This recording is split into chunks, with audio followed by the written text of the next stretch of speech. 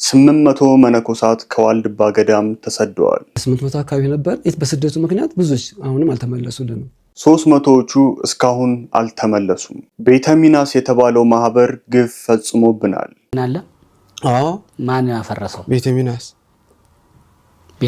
ቤተ ጣመን ቤተ ሚናስ የጣመን ገዳማውያኑም እንዲሰደዱና እንዲገደሉ አድርገዋል። በቃ ዝሮ ከክላሽ በታች ያለ መሳሪያ ይዘው ክላሽም ታጥቀው ዱልዳም ይዘው ነው ያባረሩ።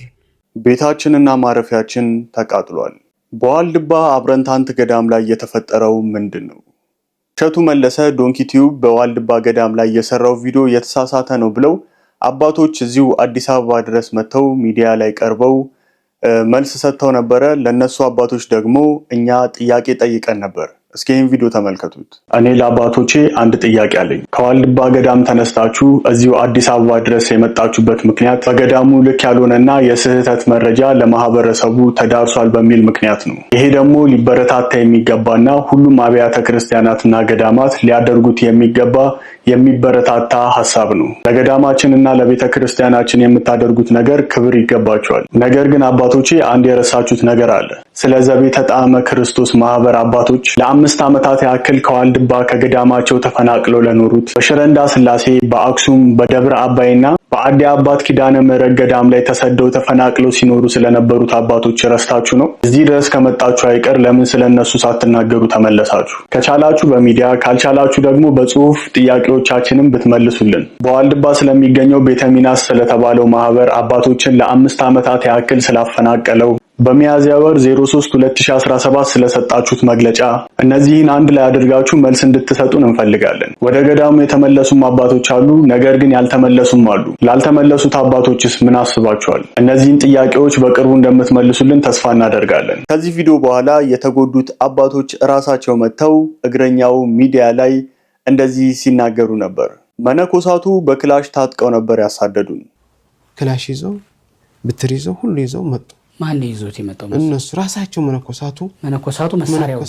አዎ ይሄ የታወቀ ነው። ዓለም የሚያውቀው ያለው እሱም መጣበታለው ይዘው መጡ ማለት ነው። ወደ ቤተ መቅደስ እንኳን እንዳንገባ ተከልክለን ነበር። ተደብድበናል። የተገደሉም አሉ ነበር መሳሪያውን።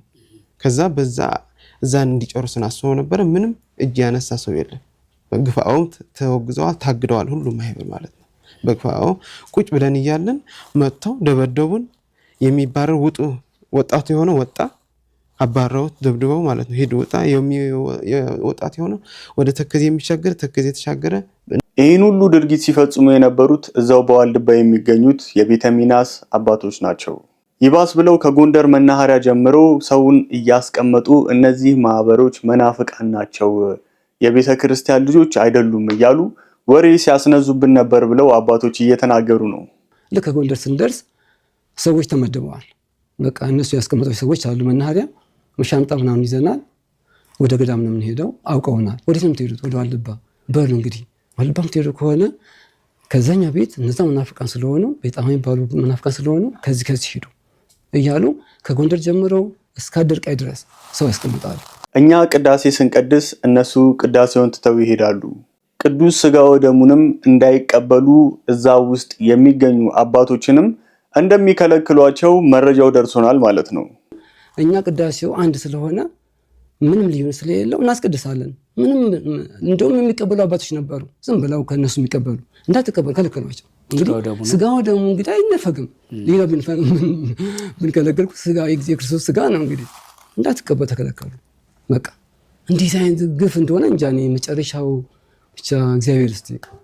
ይሄ ሁሉ የሚደረገው በዋልድባ አብረንታንት ገዳም በቤተ ሚናስ ማህበር ነው ማለት ነው። አባቶች እዚህ ድረስ መጥተው እንደነገሩን ከሆነ ብዙ ተሰቃይተዋል፣ ብዙ ተገፍተዋል፣ ብዙ ተንገላተዋል። ከነሱም ውስጥ ያጧቸው አባቶች እንዳሉ ይናገራሉ። አብዛኞቹ ወደ ገዳሙ ተመልሰዋል፣ ነገር ግን እስካሁን ድረስም ያልተመለሱ አሉ። በዋልድባ አብረንታንት ገዳም የምትገኙት የቤተ ሚናስ አባቶች እዚሁ ሚዲያ ላይ መታችሁ ድጋሚ መልስ እንደምትሰጡና ለህዝቡ ያለውን ነገር እንደምታጠሩ ተስፋ እናደርጋለን። እንደ አንድ ኢትዮጵያዊና እንደ አንድ ኦርቶዶክሳዊ አማኝ ልጃችሁ በጣም ተከፍተንባችኋል፣ በጣም አዝነናል። ብዙዎች የሚናፍቁት ብዙዎች የሚወዱት እዛ ቦታ ሂጄ በረከትም ባገኘው የሚሉ ብዙ ምዕመናን ባሉበት ሀገር ላይ እዛ ገዳም ላይ እንደዚህ አይነት መከፋፈል እንደዚህ አይነት ድርጊት መካሄዱ በጣም ያሳፍራል። የዓለሙ አልበቃ ብሎን እናንተን በዘር ተከፋፍላችሁ መገዳደላችሁ እጅጉን ያሳፍራል። እነዚህን አባቶች በዓት ማፍረስ፣ ከገዳም ማባረር፣ መግደልና ማሰቃየት ከእናንተ አይጠበቅም።